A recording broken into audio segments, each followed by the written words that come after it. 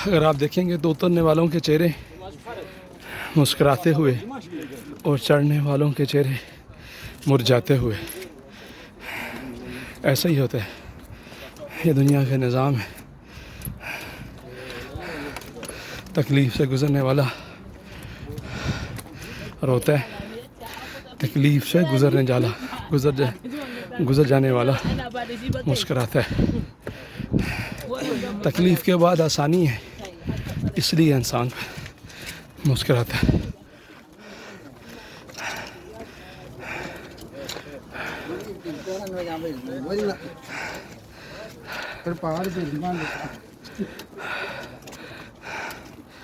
ये अंकल थक गए, ये थक के बैठ गए।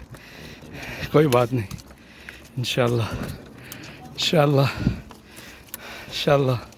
माशाल्लाह माशाल्लाह माशाल्लाह। वो कहते हैं मैं स्ट्रॉन्ग हूँ। ये पाकिस्तानी है, बादियाँ बाहर बैठी हुई हैं, थक गई हैं।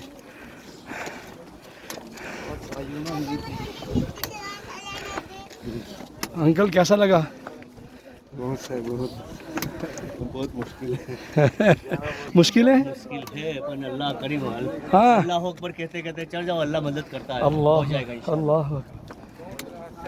अल्लाह अल्लाह अकबर अल्लाह अकबर अल्लाह अकबर अल्लाह अकबर।